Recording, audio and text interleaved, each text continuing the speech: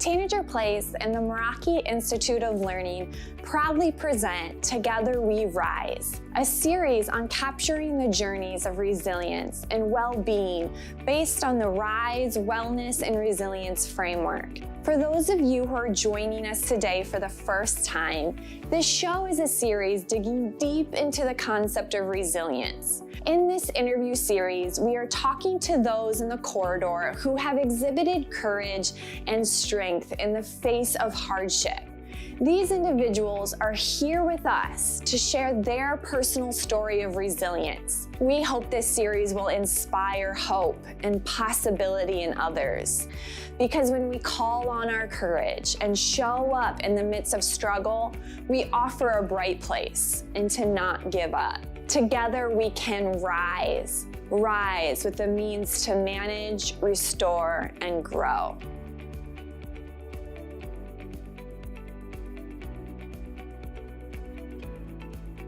Deb, thank you so much for being here and being a part of this project.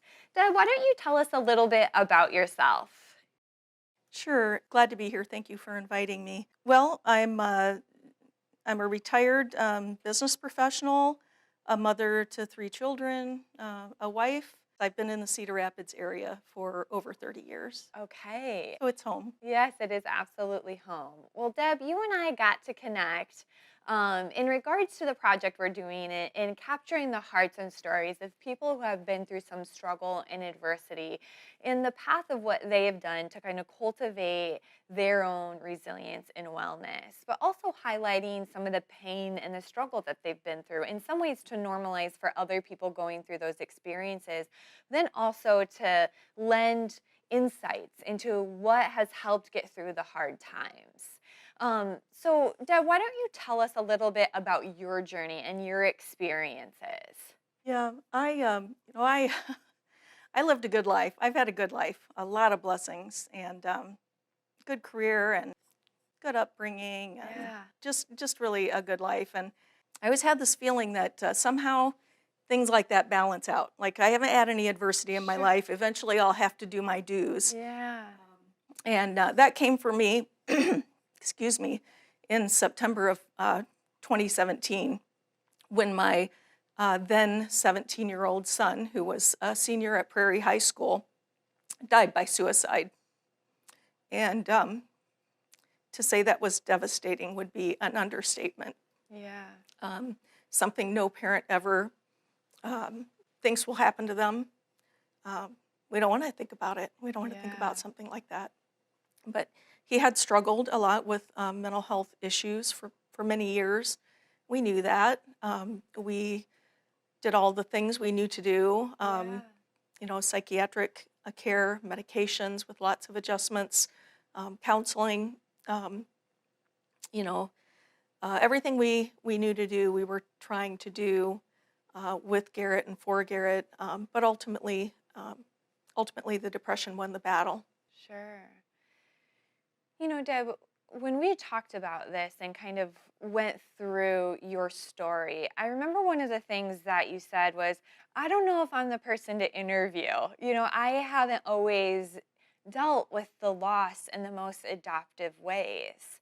And I said, that's why you're perfect for the interview, because sometimes there's such this myth around resilience that, we just pick ourselves up by our bootstraps and we're just better, and you show the world your strength and you just persevere on. And that's just so not the reality of when we're in the struggle, what it feels like.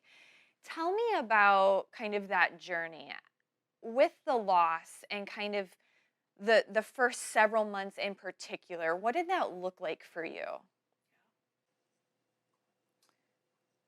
It's hard to describe those first months. Just overwhelming pain.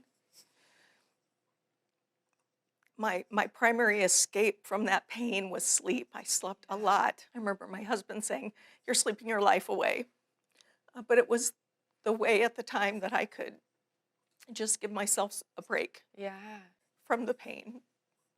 And I really worked hard during that time to suit up and show up for my family.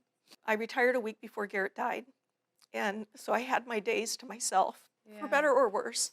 And there was some of both.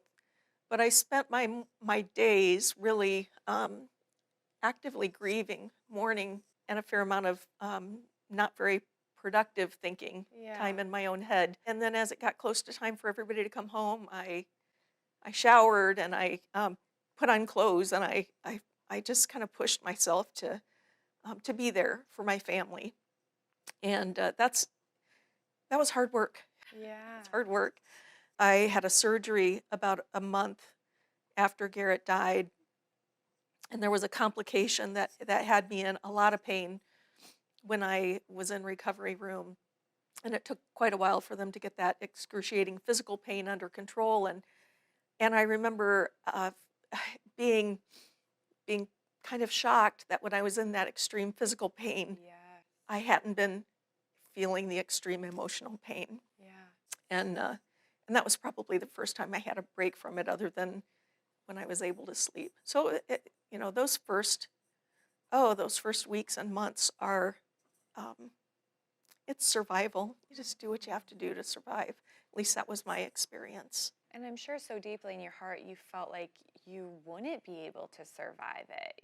Like the pain is just, I can imagine, so deep that it felt like, I'm not sure how I can get through another day. One of the things that I've heard you talk about was your thoughts. Um, and I want to normalize what that is like for people who are going through struggle, and how our thoughts sometimes can be our very worst friend, and not even friend, in those moments. Tell me about that for yourself, and how you worked through some of that. Yeah, I spent really a lot of time in my own head, um, struggling with very negative thinking. And I think it's all very natural places to go, but the more time I spent in it, the further down I felt like I went. Yeah. So things like how unfair it was. Why Garrett? Why me? Why my family? Um, Questions that didn't have answers. Uh, all the what ifs. What if? What if I had said a different thing, or done a different thing, or handled a situation a little bit differently, or put pieces together sooner so that I could see that he was in crisis, and try to intervene. And a lot of beating myself up, a lot of guilt, um, a lot of unfairness. I'll call it self-pity now. I was very offended when somebody described it as self-pity at the time. Sure. But um, just a lot of negative thinking, and spiritual challenges too. I've always had, I think, a relatively strong faith, and I knew when the tragedy hit that I didn't want to lose my faith, Yeah. and I didn't. But I did go through just a lot of really hard questions about you know what God does and doesn't do in our physical world, and Sure. when if he can do miracles, and if he does, when does he and when doesn't he, and where was he the night that Garrett died, when I was begging him to intervene and save Garrett. And so uh, there was a lot of that kind of thinking, and it took me a long time, and I'll tell you, I still can get back into it. Yeah. It's an ongoing battle, but I've gotten much better at stopping that kind of um, non-productive thinking that keeps me stuck in negative emotions. Our what I think impacts how I feel, and I can work on what I think, and choose make a choice about what I will focus my mind on. And whatever I focus my mind on gets bigger. And if I focus on the pain and the unfairness and all the unanswerable questions, and all the what ifs, they just get bigger. And that's a painful place to be stuck. So I try instead to focus on, um, first and foremost, acceptance. Um, I don't like what happened. I hate it. Um, but it is what it is. Garrett's gone. And for me to spend a lot of time thinking about how I just want him back is counterproductive. I can't have him back, not in this life. In the next, I believe I will, but to spend time wanting things I can't have just brings me down. Things that I choose to focus on instead are gratitude, because I do have a good life. And I have this one really big, ugly, traumatic thing that happened in my life, and it's a hole that will always exist for me. But it doesn't negate all of the positive things in my life. And I have to remember that. I have 2 surviving children who are doing great. I say children, they're young adults. and a husband who I love and who loves me, and extended family, friends, a roof over my head, so many things that we take for granted. I try to focus my mind on being grateful for those things. And then the other thing that I really try to focus on is the what now question. Okay, it is what it is. I've lost Garrett. I'm not getting him back on this side of this life. What do I need to do now? And I've tried to focus on bringing as much good as I can from that tragedy, redeeming it the best that I can, whether that is making memorial contributions to causes that are important to me and that were relevant to Garrett, like mental health, suicide prevention, trying to raise awareness, bring awareness. I teach a class through NAMI that's called Family to Family, to help other family members who are supporting loved ones who experience mental health issues. There's a group that I started together with another lady who lost her son by suicide, to support other parents who have lost a child by suicide. That has been a really important part of my healing journey, and I think for some other people as well. Just the opportunity to be in communion with other people who get it, who've been there, who know what it's like. People you can be completely honest with and open with.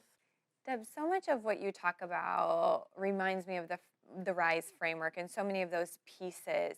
But before I get to that part, I really want to go back a little bit on the grief journey, because I don't think it's like deep, deep, deep pain, wake up, okay, I can cultivate resilience today. That Right. there's little steps every day. Tell me a little bit about that and what started to kind of help you along that grief journey towards what you talked about of acceptance, right? And reached to a place of where I hear a lot of people talk about is one of the first times that they experienced joy post the deep, deep loss, and this feeling of like guilt and shame for experiencing it, and yet this deep longing to feel it. So tell me a little bit about what that journey was like for you. I remember the first few times I went for a little stretch of time without Garrett being the first thing on my mind in the morning, or being able to watch a movie and not have him be top of mind the entire time. And there is a sense of guilt with that. And I don't know what that is, because looking back, there shouldn't be. I believe Garrett would be really disappointed if I spent the rest of my life grieving and sad and not enjoying life. Garrett loved to enjoy life fully. He was silly and rambunctious, and he was the class clown. Made people laugh. I read something or heard something along the way that said, try to become more like the things you love the most in the person that you loved and lost. I never felt like I had much of a sense of humor, but I do try to laugh. I try to laugh when I can. It's definitely a journey. It gets slowly better. Sometimes day to day, it doesn't feel like it, and some days you go backwards. Um, Grief has been described, and I really relate to it as waves. It comes in waves, and in the beginning, the waves they're big and they're all around you and they're overwhelming, and all you can do is just barely breathe and stay afloat. And over time, they mellow out a little bit. There's more time between the waves. You can float and rest a little bit more. There are times of calmer seas, and then there's times a big wave comes out of nowhere. That concept of a tsunami that just Yeah. all of a sudden rises up, and boy, anything can trigger that. All kinds of things have for me, whether it's something I see in a grocery store or a phrase or a picture or just a memory, can trigger one of those big waves. But the waves get more manageable over time. They Yeah. begin to calm down. Somebody would always post, it's been 15 years or 7 years and it's no better. And I would just think, oh my gosh. So if somebody had said that to me, if I didn't believe at the depths of my grieving in those early weeks and months, if I didn't believe it was going to get better, I, I don't, I don't know that I could have gotten through, because there were times during that the pain was so overwhelming that I thought, I understand how Garrett got to the point where it hurt too much to keep going. And I had to believe, and I think it's so important for people to know that it will get better. No matter how bad it is, it won't get perfect, it won't go away. Um, there will be harder times and times that are less hard, but it will get better. It will get more manageable. The waves will calm and come less frequently. We improve our ability to carry the weight of the grief. I guess a way that I like to think about it is when Garrett first died, for a good long time, I was absolutely living in my grief. My grief was everywhere around me like a thick fog. It tainted everything. Um, and over time, slowly, and with the work of grief and with counseling and with connecting with other people and talking out loud about these things, um, I've been able to now get my grief in such a way that I can live with it. I will always have it and begin to live with it rather than in it.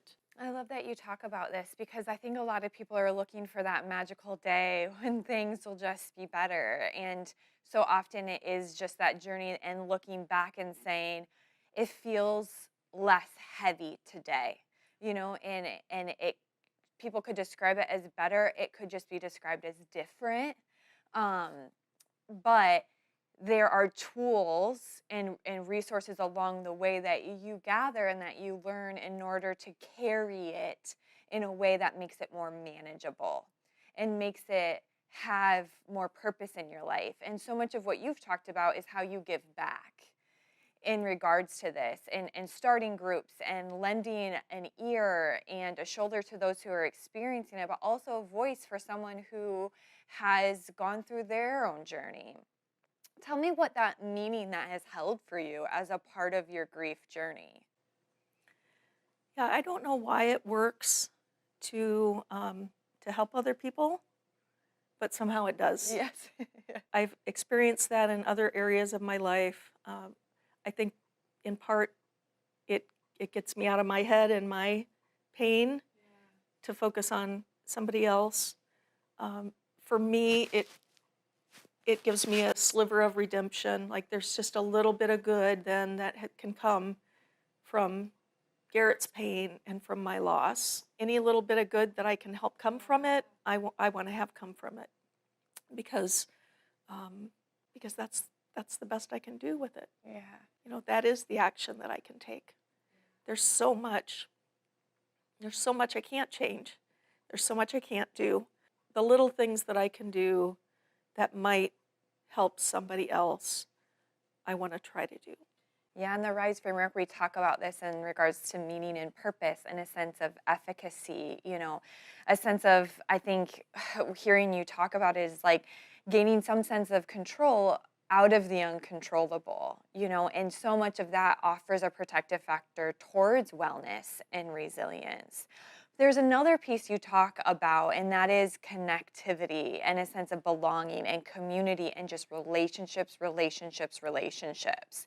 Tell me how that has offered aid in the midst of your journey. It's kind of a odd way that it happened, but I became connected to another woman who had lost her son by suicide a couple of years before Garrett died, and she became aware of me and my situation and reached out, and just talking with somebody who understands and relates was incredibly helpful and healing. And it was something like a suicide loss. There's some perception around that a person who dies by suicide, maybe they were abused or they came from a bad home or a rough environment. That there was something wrong in their life that that contributed. And so to spend time with other really good, loving parents who'd lost a child by suicide. I wish there were no other parents like me in that regard, but there are other parents like me, and they're good people, and they loved their kids, and they would have done anything to save them, anything that they could have done. So there's something comforting in just seeing that you're not the only one going through something. I wish nobody else ever had a reason to come to our group for parents who've lost children by suicide. But when people have reason, I'm really glad that they find it, because I do think that it's very valuable to be in community with other people who've shared that experience. Yeah, one of the things I love so much about your work, Deb, is reducing the stigma around it. Tell me a little bit about the efforts of reducing that stigma and creating a sense of community around this to lift people up and support people versus shaming people. Yeah, going through something like this can make a real advocate out of a person, and I feel very strongly that Garrett died from the disease of depression, first and foremost. And when it came to writing an obituary, I had no doubt in my mind that I wanted to be honest that he lost his battle with depression. That's what happened. We need to be able to talk about that. Depression kills. And unfortunately, it's not recorded as a death from depression, so we don't have good stats on how much depression kills. But it does, and I wanted people to know that there's a disease, that depression is a disease, and it can be a killer. And it was for Garrett. And not a disease that anyone has to be ashamed about or secretive about, that it is common in 1 in 5 people. Right. And even more people. I would bear to venture, if we had more of a culture of acceptance and openness around it. Right. So I deeply appreciate your work in destigmatizing that and asking our society to have honest conversations so that people who are struggling with that feel open arms to getting help and not feel alone, as it can be a very, very lonely journey. Deb, if there was a piece of advice that you would give for those who are struggling or have gone through a recent loss, or even maybe have a child who is struggling with mental health, what would you say to them? Well, with respect to a child who's struggling with potential mental health issues, depression or others, to the best of your ability, maintain open lines of communication. Let your child know that it's okay.